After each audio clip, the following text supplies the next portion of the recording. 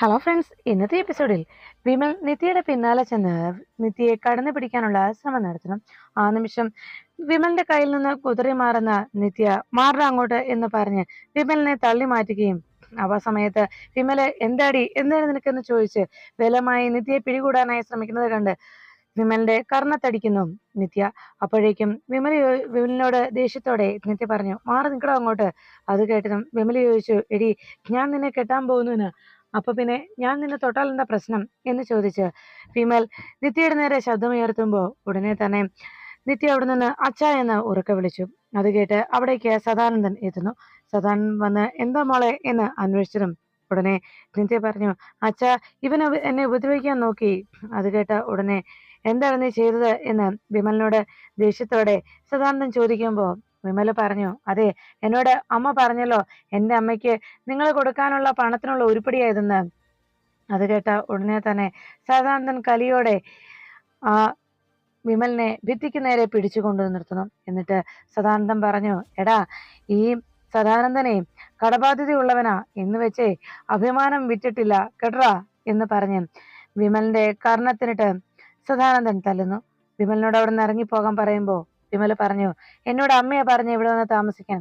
അമ്മ പറയാതെ ഞാൻ ഇവിടെ നിന്ന് ഇറങ്ങിപ്പോകില്ല. അത് കേട്ട ഉടനെ സദാനന്ദൻ പറഞ്ഞു, എനിക്കറിയാം നിന്നെ ഇവിടെ നിന്ന് എങ്ങനെ ഇറക്കി വിടേണ്ടത് എന്ന് പറഞ്ഞുകൊണ്ട് സദാനന്ദൻ പിടിച്ചു വലിച്ചുകൊണ്ട് വിമലിനെ പുറത്തേക്ക് തള്ളുന്നു. ഇനി മേലാൽ ഈ വീടിന്റെ പടി ചവിട്ടി പോകരുത് നീ എന്ന് പറഞ്ഞ് വിമലിനെ അവിടുന്ന് പറഞ്ഞയച്ചു കഴിയുമ്പോ ഞാൻ അമ്മയോട് ചെന്ന് പറയും, കാണിച്ചു തരാൻ ഞാൻ എന്ന് പറഞ്ഞ് വിമൽ ദേഷ്യപ്പെട്ട് അവിടെ നിന്ന് മടങ്ങി. അപ്പോഴേക്കും സദാനന്ദന്റെ അരികിലേക്ക് എത്തിയ വിഷമത്തോടെ നിത്യ അരികിലേക്ക് ഓടിയെത്തി ആ തോളിലേക്ക് ചാരി പൊട്ടിക്കരഞ്ഞു. ഉടനെ തന്നെ നിത്യയുടെ ആ സങ്കടം കണ്ടുകൊണ്ട് സദാനന്ദൻ പറഞ്ഞു, മോളെ വിഷമിക്കാതെ, എന്തായാലും മറ്റൊന്നും സംഭവിച്ചില്ലല്ലോ. ഇത്രത്തോളം വൃത്തികെട്ടവനാണ് അവൻ എന്നുള്ള കാര്യം നമ്മൾ അറിഞ്ഞില്ലല്ലോ മോളെ. സമാധാനത്തോടെ ഇരിക്കെ. ഇനി അവനൊന്നല്ല, അവനെ പോലൊരുത്തനെ ഇനി എന്റെ മോൾക്ക് വേണ്ട എന്ന് പറഞ്ഞ് സദാനന്ദൻ നിത്യയെ ആശ്വസിപ്പിച്ചു. പിറ്റേന്ന് രാവിലെ സുജാത ജ്യോതിയുടെ അരികിലേക്ക് എത്തി. ജ്യോതി റെഡിയായിക്കൊണ്ടിരിക്കുന്നത് കണ്ട് സുജാത വന്ന് ചോദിച്ചു, എത്ര നേരമായി മോളെ, ഇതുവരെയായിട്ട് നീ റെഡിയായില്ലേ? അപ്പോഴേക്കും ജ്യോതി പറഞ്ഞു, ഞാൻ റെഡിയായമ്മേ. ആ ഉടനെ ഏട്ടന്റെ കാര്യോ എന്ന് സുജാത അന്വേഷിച്ചതും, ഏട്ടന്റെ കാര്യം അറിയത്തില്ലമ്മേ, ഞാൻ ജീവേട്ടനോട് പറഞ്ഞതാണ്. പക്ഷെ ഏട്ടൻ എന്നോട് പല ചോദ്യങ്ങൾ ചോദിക്കുക, അതിനുള്ള ഉത്തരവൊന്നും എനിക്ക് എന്റെ പക്കലില്ലല്ലോ. എവിടേക്കാ പോകുന്നത്, എന്ത് ചെയ്യാനാ, ആരുടെ വീട്ടിലേക്കാ, ആരെ കാണാനാ, അങ്ങനെ ഒരു 100 കൂട്ടം ചോദ്യങ്ങളാ ഏട്ടൻ എന്നോട് ചോദിക്കുന്നത് എന്ന് പറഞ്ഞതും ഉടനെ നിത്യയോട് സുജാത പറഞ്ഞു, ശരി, ഞാൻ അവനെ വിളിക്കാം എന്ന് പറഞ്ഞ് അവർ ഇരുവരും കൂടി നേരെ ഹാളിലേക്ക് എത്തി. ഈ സമയത്ത് ശരവണൻ അവിടെ നിൽക്കുന്നത് കണ്ട് സുജാത വിളിച്ചു ചോദിച്ചു, എന്താണ് ശരവണ, അവൻ എവിടെ, അവൻ എന്ത് ചെയ്യുകയാ എന്ന് ചോദിച്ചപ്പോ ശരവണൻ പറഞ്ഞു, ഞാനൊന്നും ചെയ്തില്ല അമ്മേ എന്ന് പറഞ്ഞപ്പോ ശരവണനോട് സുജാത പറഞ്ഞു, അതിന് നീ എന്തെങ്കിലും ചെയ്തെന്ന് ഞാൻ പറഞ്ഞില്ലല്ലോടാ, നിനക്കൊരു കളലക്ഷണം പോലെ എന്ന് പറഞ്ഞപ്പോ ശരവണൻ പറഞ്ഞു, ഒന്നുമില്ലേ അമ്മേ. അങ്ങനെ പറഞ്ഞുകൊണ്ട് ശരവണൻ നിന്നു. ഈ സമയത്ത് ജീവൻ പതുക്കെ താഴേക്ക് ഇറങ്ങി വരുന്നു. ജീവന്റെ വരവ് കണ്ടതോടെ ഉടനെ തന്നെ ജീവൻ പതുക്കെ പതുക്കെ വരുന്നത് കണ്ട് ജ്യോതി പറഞ്ഞു, അമ്മ അങ്ങോട്ട് നോക്കിക്കേ. അമ്മയുടെ ഈ തിരക്കും ബഹളവും ഒക്കെ കണ്ടു കഴിഞ്ഞാ ഏട്ടന്റെ ആ വരവ് വെച്ച് അമ്മ ഒന്ന് നോക്ക്. അമ്മയുടെ ഈ തിരക്കോ ഈ ടെൻഷനോ ഒന്നും ഏട്ടന്റെ മുഖത്ത് കാണുന്നില്ലല്ലോ. ഏട്ടൻ അങ്ങനെ ഒന്നുമില്ല, കണ്ടില്ലേ എന്ന് ചോദിച്ചപ്പോ ഉടനെ തന്നെ ജീവൻ അരികിലേക്ക് എത്തി. എന്താടാ മോനെ, നീ എന്താ ഇത്ര ലാഗായിട്ട് നിൽക്കുന്നത്, വേഗം വാ എന്ന് പറഞ്ഞപ്പോ സുജാതയോട് ജീവൻ ചോദിച്ചു, അമ്മേ ഇനിയെങ്കിലും പറഞ്ഞൂടെ എവിടേക്കാ പോകുന്നെന്ന്? ഞാൻ എത്ര തവണ ചോദിച്ചു, അമ്മ പറയാൻ കൂട്ടാക്കാത്തതെന്താ എന്ന് ചോദിച്ചപ്പോ ഉടനെ സുജാത പറഞ്ഞു, ഓഹോ, അപ്പൊ അതാണോ നിങ്ങളുടെ രണ്ടുപേരുടെയും പ്രശ്നം? ശരി, എന്നാ ഞാൻ പറഞ്ഞേക്കാം എവിടെയാ പോകുന്നെന്ന്. ഇപ്പോ നമ്മൾ പോകുന്നത് നിത്യയുടെ വീട്ടിലേക്ക്. അത് കേട്ട ഉടനെ ജീവന്റെ മുഖമാകെ മാറി. ഉടനെ തന്നെ ജീവന്റെ വിവാഹം ഉറപ്പിക്കുന്നതിന് വേണ്ടിയാണ് അങ്ങോട്ട് പോകുന്നതെന്ന് സുജാത പറഞ്ഞത് കേട്ട് ശരവണൻ ചിരിച്ചുകൊണ്ട് അയ്യാ എന്ന് വിളിച്ചു. അപ്പോഴേക്കും സുജാതയും ജ്യോതിയും കൂടി നേരെ കാറിലേക്ക് പോയിരിക്കുമ്പോൾ ജീവൻ ദേഷ്യത്തോടെ സുജാതയുടെ പിന്നാലെ പോകുന്ന ജ്യോതിയെയും ജീവന്റെയും ആ ഒരു പോക്ക് കണ്ടുകൊണ്ട് ശരവണൻ വിളിച്ചു, അയ്യാ.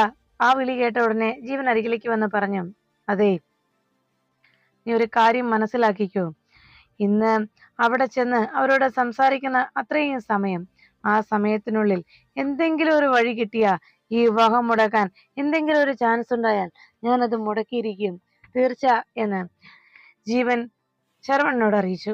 അത് കേട്ടതും ശരവണനാകെ വിഷമത്തോടെ, എന്റെ ദൈവമേ, ഇന്നിനി എന്തൊക്കെയാ സംഭവിക്കുക എന്നോർത്ത് ആകെ നെഞ്ചത്ത് കൈവച്ചങ്ങനെ ശരവണൻ നിന്നു.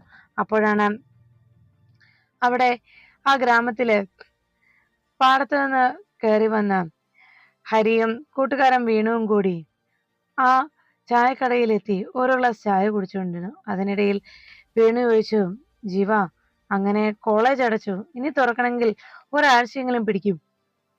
അപ്പോ നിന്റെ പൈങ്കിളിയെ കുറിച്ചുള്ള അന്വേഷണം തൽക്കാലം നിർത്തിവെക്കേണ്ടി വരുമല്ലോ എന്ന് പറഞ്ഞപ്പോ ജീവൻ പറഞ്ഞു, ഉടനെ ഹരി പറഞ്ഞു, അത് കുഴപ്പമില്ല, എന്തായാലും കുറച്ചുനാളിങ്ങനെ കാണാമറയത്തിരുന്നുകൊണ്ട് ശബ്ദത്തിലൂടെ മാത്രമുള്ള ആ ഒരു അടുപ്പം അതെന്തായാലും ഒരു സുഖമുള്ള കാര്യമാണ്. പിന്നെ പേര് പോലും അറിയാതെ, ആളെ പോലും അറിയാതെ ശബ്ദത്തിലൂടെ മാത്രം കണ്ടുമുട്ടി ആ ശബ്ദം കൊണ്ട് മാത്രം ആളെ ഇഷ്ടപ്പെട്ടു പോകുന്ന അങ്ങനെ ഒരു മനസ്സ്, അതിനെക്കുറിച്ചൊക്കെ ഞാൻ ചിന്തിക്കുകയാണ് എന്ന് ഹരി പറയുമ്പോൾ വീണു പറഞ്ഞു, എന്തായാലും കഴിഞ്ഞ ദിവസം ക്ഷേത്രത്തിൽ വെച്ച് സംഭവിച്ചത് അത് ഭയങ്കര മണ്ടത്തരമായി പോയി. അത് കേട്ട ഉടനെ ഹരി ചോദിച്ചു, എന്താടാ എന്ന് ചോദിച്ചപ്പോഴേക്കും ഹരിയോട് വീണു പറഞ്ഞു, എടാ, അന്ന് അവിടെ അത്രയും പെൺകുട്ടികൾ ഉണ്ടായിരുന്നു, അതൊക്കെ ശരി തന്നെ, എങ്കിലും ആരോടെങ്കിലും ഒന്ന് ചോദിച്ചാൽ മതിയായിരുന്നു ആരാ പാടിയതെന്ന്, അപ്പോ ആളെ കണ്ടെത്താമായിരുന്നു. സത്യത്തിലേ ഇതൊക്കെ ചെയ്യുന്നത് കൂട്ടുകാരുടെ ജോലിയായിരുന്നു. എന്നാ ഞാനതിട്ട് ചെയ്തുമില്ല. ആ സമയത്ത് എനിക്കതിട്ട് ഓർക്കാനും കഴിഞ്ഞില്ല. അതാണ് സംഭവിച്ചത്.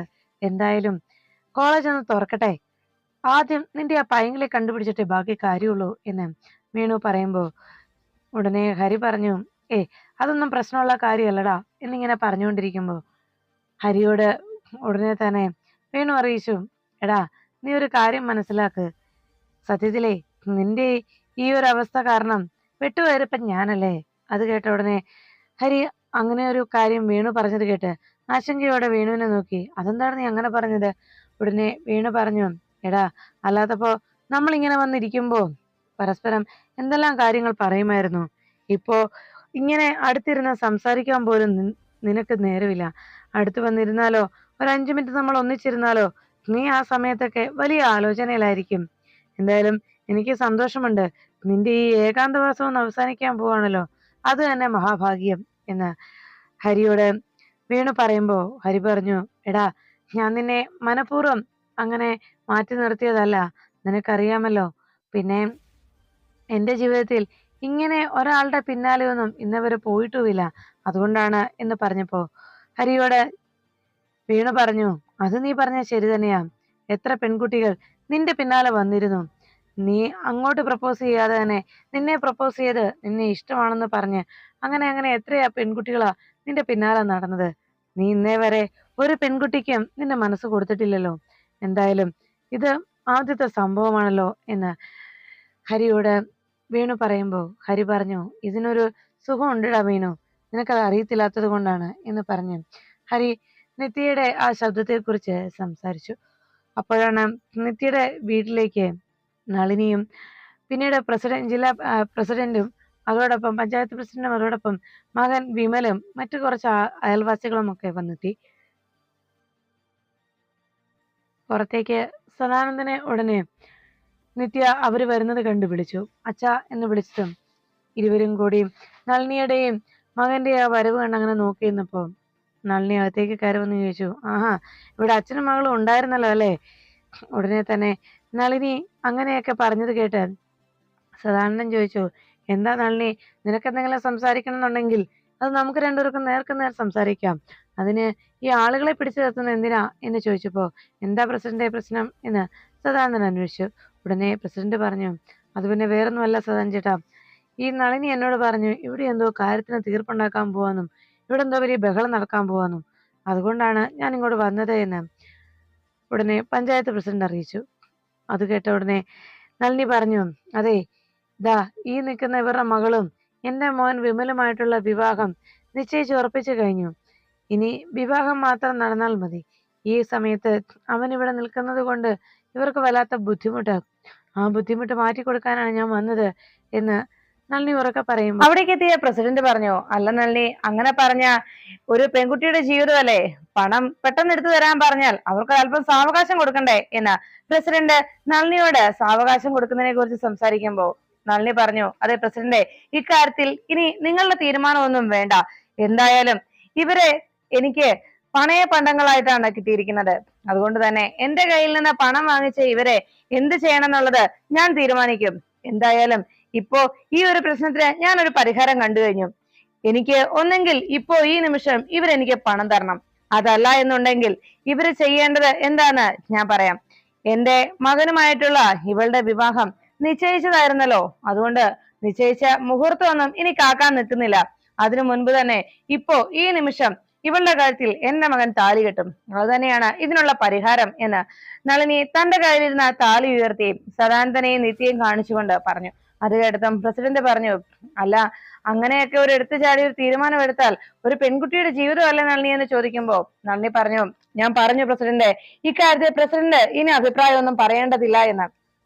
ഇതിനിപ്പോ എന്തായാലും ഈ തീരുമാനത്തിൽ യാതൊരു മാറ്റവുമില്ല, ഇങ്ങോട്ട് വാടാ എന്ന് പറഞ്ഞ് വിമലിനോട് നളിനി വേഗം നിത്യയുടെ കാര്യത്തിൽ താലി കെട്ടുന്നതിന് വേണ്ടി തന്റെ അരികിലേക്ക് വിളിച്ചു. നിത്യ അതെല്ലാം കേട്ട് ആകെ വിഷമത്തോടെ സദാനന്ദനെ നോക്കി നിൽക്കുമ്പോഴത്തേക്കും നിത്യ പറഞ്ഞു, എന്റെ അച്ഛന്റെ അനുവാദമില്ലാതെ ആരും എന്റെ കാര്യത്തിൽ താലി കെട്ടാൻ ഞാൻ സമ്മതിക്കില്ലെന്ന് പറയുമ്പോ ഉടനെ നളിനി പറഞ്ഞു, ആഹാ, എന്നാൽ എനിക്കൊന്ന് കാണണല്ലോ, ഇന്ന് ഇവിടെ എന്താ സംഭവിക്കാൻ പോകുന്നതെന്ന് ഇപ്പൊ നിങ്ങൾ നോക്കിയോ എന്ന് പറഞ്ഞുകൊണ്ട് നളിനി വേഗം വിമലിന്റെ അരികിലേക്ക് ചെന്നു. ഈ സമയത്ത് അവിടെ ഒരു സംസാരം നടക്കുന്നത് കണ്ട് അതുവഴി എത്തിയ ഹരിയും വേണുവും സ്കൂട്ടിലിരുന്ന ഹരി വേണുവിനോട് ചോദിച്ചു, എടാ, അവിടെ എന്തോ പ്രശ്നമുണ്ടല്ലോ, നമുക്കതിൽ ഇടപെടണോ എന്ന് ഹരി ഒരു അഭിപ്രായം അന്വേഷിച്ചതും വേണു പറഞ്ഞു, അത് കണ്ടിട്ട് എന്തോ കുടുംബ പ്രശ്നമാണെന്നാ തോന്നുന്നത്. തൽക്കാലം നമ്മൾ അതിൽ ഇടപെടേണ്ട കാര്യമില്ലടാ.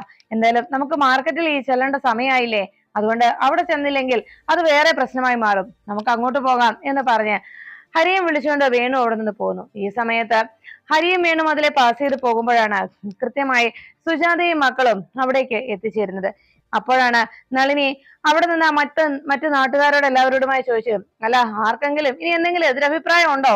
പണം ഇവരെ തരാതിരിക്കുന്നതിന് പകരമായി ഈ പെൺകുച്ചിനെ താഴെ കെട്ടാനായി ഞാൻ എന്റെ മകനോട് പറയുന്നതിൽ എന്ന് പറഞ്ഞപ്പോ പ്രസിഡന്റ് വീണ്ടും പറഞ്ഞു, അതെ നളിനി, ഇത് ശരിയല്ല, ഇങ്ങനെ ഒരു കാര്യം അതും നിങ്ങൾ ഇങ്ങനെ വലിയ ബലം പിടിച്ച് നടത്തിയാൽ അത് ഇവിടെ നിൽക്കുന്ന നാട്ടുകാർക്ക് അംഗീകരിച്ചു തരാൻ കഴിയില്ല എന്ന് പറഞ്ഞപ്പോ നളിനി പറഞ്ഞു, ദേ പ്രസിഡന്റ് ഇക്കാര്യത്തിൽ ഇടപെടുകയാണെങ്കിൽ എനിക്ക് തരാനുള്ള പണം പ്രസിഡന്റ് തരണം, എന്താ പറ്റുമോ എന്ന് ചോദിച്ചപ്പോ ഉടനെ പ്രസിഡന്റും ആകെ വിഷമത്തിലായി.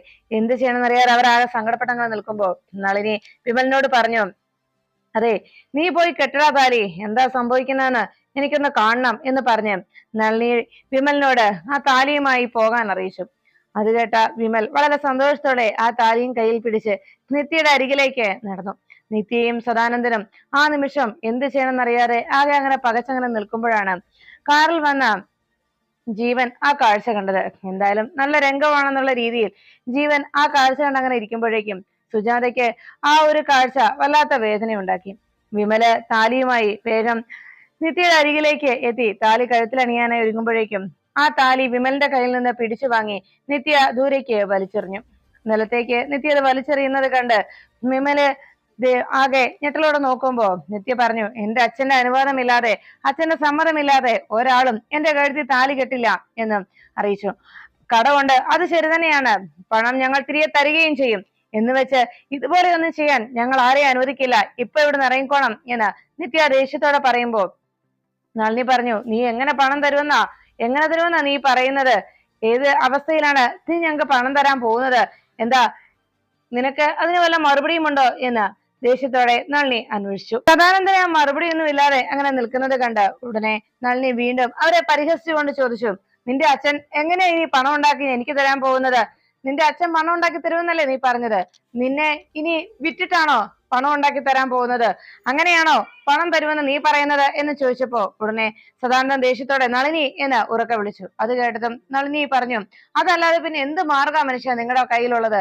നിങ്ങൾക്ക് അല്ലാതെ വേറെ എന്തെങ്കിലും നിവൃത്തിയുണ്ടോ ഈ പണം തിരികെ തരാൻ? ഇത്രയും നാളും നിങ്ങൾ ഈ ആലോചനയായിരുന്നല്ലോ എനിക്ക് തിരികെ പണം തരുന്നതിനെ കുറിച്ച്, എന്നിട്ട് എന്തെങ്കിലും തരാൻ സാധിച്ചോ എന്ന് നളിനി ദേഷ്യത്തോടെ നിത്യയോടും സദാനന്ദനോടും ചോദിച്ചു. അപ്പോഴേക്കും നിത്യ നളിനിയോട് പറഞ്ഞു, അതെ, ഞങ്ങൾക്ക് തരാൻ പറ്റുന്ന നാളിൽ എന്തായാലും തന്നിരിക്കും. പണം ഞങ്ങൾ വാങ്ങിച്ചിട്ടുണ്ടെങ്കിൽ അത് ഞങ്ങൾ എങ്ങനെയും വീട്ടിയിരിക്കുമെന്ന് നിത്യ മറുപടി നൽകുമ്പോ അത് കേട്ട ആ നിമിഷം നീ എന്തു പറഞ്ഞടി എന്ന് ചോദിച്ച് നളിനി നിത്യയുടെ നേരെ കൈ ഉയർത്താൻ ഒരുങ്ങുമ്പോ പെട്ടെന്ന് നളിനിയുടെ ആ കൈ തടഞ്ഞുകൊണ്ട് മറ്റാരോ അവിടേക്ക് എത്തി. പെട്ടെന്ന് നളിനിയുടെ കയ്യിൽ ബലമായി മുറുകെ പിടിച്ച് നളിനിക്ക് വല്ലാതെ കൈക്ക് വേദന എടുക്കുമ്പോ നളിനിയുടെ മുഖഭാവം വല്ലാതെ മാറി. വേദന കൊണ്ട് നളിനി പിന്നിൽ നിൽക്കുന്നത് ആരാണ് അതിശയത്തോടെ നോക്കുമ്പോ നളിനിയുടെ കയ്യിൽ അങ്ങനെ ബലമായി മുറുകെ പിടിച്ച ആ സ്ത്രീയെ കണ്ട് സദാനന്ദന്റെയും നിത്യയുടെയും മുഖത്ത് ആശ്വാസം തെളിച്ചു. ഉടനെ തന്നെ നളിനി ദേഷ്യത്തോടെ നോക്കുമ്പോ പിന്നിൽ നളിനിയുടെ കയ്യിൽ കടന്നു പിടിച്ചുകൊണ്ട് നിന്നത് സുജാത ആ കൈ തട്ടിമാറ്റി. എന്നിട്ട് പറഞ്ഞു, എന്റെ മോളെ തൊട്ടുപോകരുത് നീ.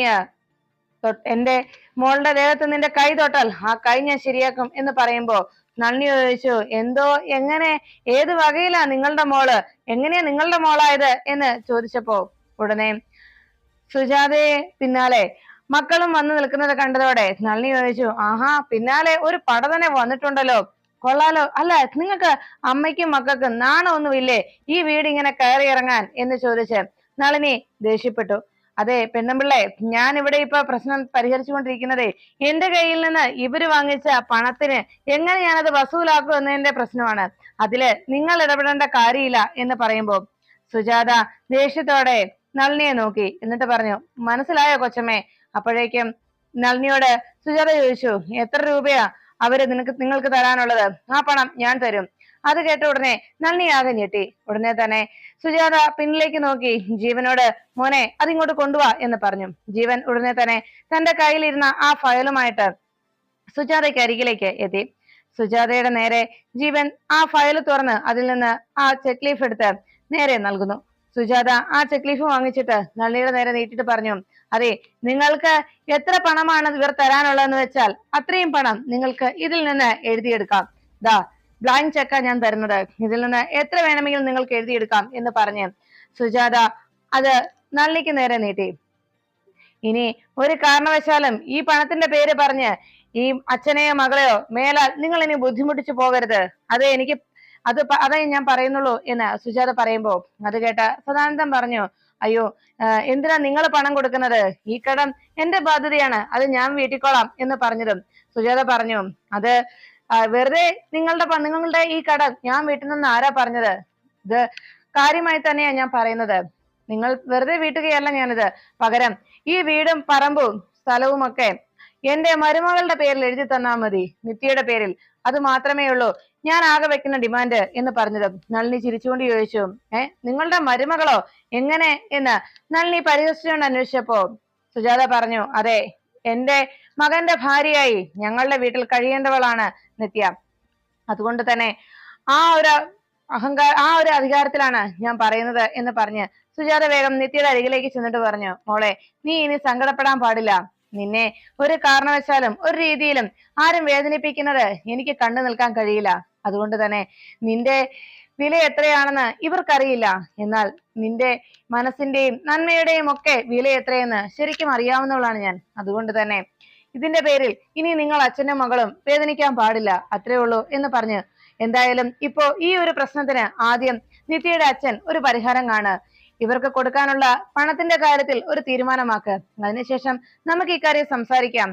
നിങ്ങൾ അച്ഛനും മകൾക്കും ഇതിന് സമ്മതമാണെങ്കിൽ മാത്രം എന്ന് സുജാത പറയുമ്പോ അടുത്ത് നിന്ന് പ്രസിഡന്റ് പറഞ്ഞു, അതെ സദാനന്ദേട്ടാ, ആദ്യം നളിനിക്ക് കൊടുക്കാനുള്ള പണത്തിന്റെ കാര്യത്തിൽ ഒരു തീരുമാനമുണ്ടാക്ക്.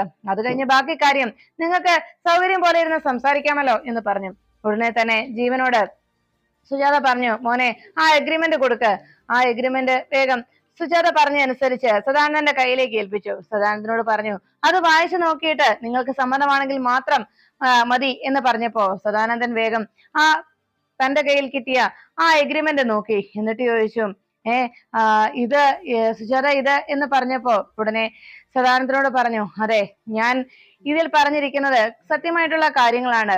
ഈ വീടും പറമ്പും ഒക്കെ വാങ്ങിക്കുന്നത് എന്റെ മരുമകളുടെ പേരിലാണ്, അതായത് നിത്യമോളുടെ പേരില്. അതുകൊണ്ട് തന്നെ ദാ ഈ പണം ഞാൻ ഇവർക്ക് ആദ്യം ഈ കടബാധ്യത തീർക്കുന്നതിന് വേണ്ടി ഇത് ഇവർക്ക് നൽകി ആ പ്രശ്നം പരിഹരിക്ക്, അതിനുശേഷം ബാക്കി സംസാരിക്കാം എന്ന് സുജാത സദാനന്ദനോട് ആവശ്യപ്പെട്ടു. ഉടനെ പ്രസിഡന്റും പറഞ്ഞു, അതെ സദാനന്ദേട്ട, അക്കാര്യത്തിന് ഒരു തീരുമാനം ഉണ്ടാക്കുക എന്ന് പറഞ്ഞിട്ടും വേഗം സദാനന്ദൻ ആ ചെക്ക് ലീഫ് വാങ്ങിച്ച് അത് നളിനിക്ക് നേരെ നീട്ടി. നളിനി അത് വാങ്ങിക്കാൻ മടി കാണിച്ചങ്ങനെ നിൽക്കുമ്പോ സുജാത പറഞ്ഞു, നിങ്ങൾക്ക് ഇപ്പോ മര്യാദയ്ക്ക് ഈ ചെക്ക് ലീഫ് വാങ്ങിച്ച് ഇവിടെ നിന്ന് പോകാം. അതല്ല ഇനിയും ഇതിന്റെ പേരിൽ ഇവരെ വേദനിപ്പിക്കാനും ബുദ്ധിമുട്ടിക്കാനുമാണ് നിങ്ങളുടെ തീരുമാനം, മറ്റേതെങ്കിലും രീതിയിൽ ഇവരെ സങ്കടപ്പെടുത്താമെന്നാണ് നിങ്ങൾ കരുതുന്നതെങ്കിൽ അത് ഇനി മേലാൽ അനുവദിക്കില്ല. ഇനിയും നിത്യമോളെയും നിത്യമോളുടെ അച്ഛനെയും വേദനിപ്പിക്കാനായി നിങ്ങൾ ഇവരുടെ വീട് പടിക്കൽ എങ്ങാനും വന്നെന്നറിഞ്ഞാൽ പിന്നെ ഈ സുജാത ആരാണെന്ന് നിങ്ങൾ അറിയും. മോളെ വേദനിപ്പിക്കാൻ നിങ്ങൾ തുനിഞ്ഞിറങ്ങിയാൽ പിന്നെ ഈ സുജാത അങ്ങനെ നിങ്ങളെ വെറുതെ വിടുമെന്ന് നിങ്ങൾ കരുതണ്ട. ഈ സുജാത ആരാണെന്ന് അപ്പോൾ നിങ്ങൾ മനസ്സിലാക്കുമെന്ന് നളിനിയോട് വെല്ലുവിളി ഉയർത്തുമ്പോ ആ വാക്കുകളിലെ തീഷ്ണത മനസ്സിലാക്കി ഭയത്തോടെ നളിനി സുജാതയെ നോക്കുന്നു.